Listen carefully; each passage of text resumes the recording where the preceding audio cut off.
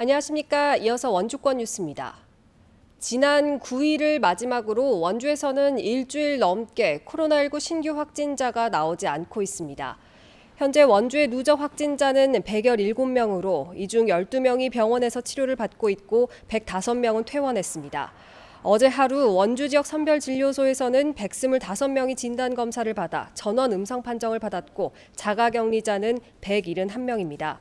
도내에서도 지난 14일 횡성 세 번째 확진자 이후 추가 환자가 발생하지 않으면서 누적 확진자는 217명을 유지하고 있습니다. 강원도가 코로나19 확진자 감소로 병상에 여유가 생겼다며 생활치료센터의 운영을 잠정 유보했습니다. 강원도는 지난달 하루 최대 21명에 달했던 도내 확진자 수가 하루 평균 0.6명에 그쳐 안정기에 접어들었고 17일 현재 가용음악 병상도 122개에 달해 생활치료센터는 당분간 운영하지 않는다고 밝혔습니다. 다만 전문가 등이 예상하는 가을철 대유행에 대비해서 도내 권역별로 공공기관 시설 중심의 단계별 생활치료센터 운영 계획을 마련하고 있다고 설명했습니다. 코로나19 재확산 여파로 축소 운영됐던 원주 농업인 새벽시장이 오늘부터 전면 재개됐습니다. 이에 따라 지난 14일 재개장 당시 하루 최대 60명의 판매자까지만 들어올 수 있게 했던 제한이 해제됐습니다. 또 풍물시장과 문막시장의 5일장도 오늘부터 정상적으로 운영됩니다. 고위험 시설인 콜라텍과 뷔페의 집합 금지 명령도 집합 제한으로 완화하면서 핵심 방역 수칙을 준수한 가운데 영업할 수 있게 됐습니다. 드론 택시 등 도심 항공교통 관련 사업을 강원도로 유치하는 방안이 추진됩니다. 더불어민주당 이광재, 송기현, 허영 의원은 오늘 국회에서 기자간담회를 열고 국토교통부가 추진하는 도심항공교통 UAM 관련 사업을 강원도로 유치하자고 제안했습니다.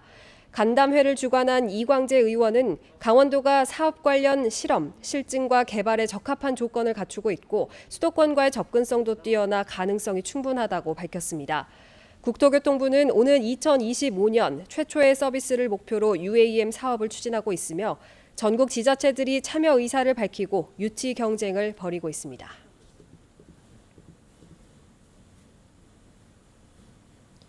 원주문화방송이 창사 50주년을 맞아 외부 인사 초청 없이 간소하게 기념식을 열고 공영방송에 주어진 소임을 다하겠다고 밝혔습니다.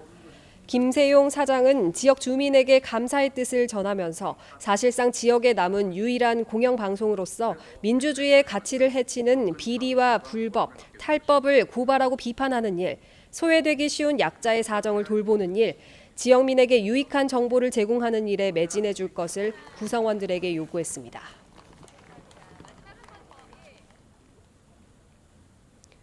지난 4월 21대 총선 민주당 경선 과정에서 자신의 지인 수백여 명에게 경선 상대방을 비방하는 내용의 문자를 보낸 혐의로 기소된 당시 원주 갑지역 예비후보의 선거 사무장이었던 49살 A씨에게 검찰이 벌금 500만 원을 구형했습니다. A씨의 변호인으로 나선 당시 후보는 자신도 책임을 통감한다며 선처를 호소했습니다. 검찰은 또 원주 의뢰통합당 예비후보였던 B씨가 자신의 출판 기념회에서 클래식 공연을 연 부분이 불법 기부 행위에 해당한다며 벌금 250만 원을 구형했습니다.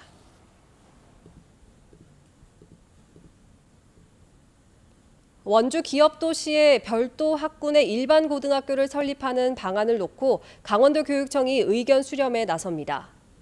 강원도 교육청은 오는 21일 주민 설명회를 열어 기업도시 안에 있는 섬강중학교 졸업생만 입학할 수 있는 별도 학군의 가칭 기업고 설립안을 설명하고 이후 설문조사에 나서기로 했습니다.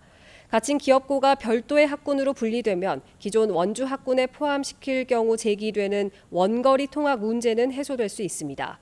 원주 기업도시 별도 학군 추진은 지난 4월 교육부가 기업도시 일반고 설립 재검토 결정을 내린 데 따른 겁니다. 뉴스를 마칩니다. 고맙습니다.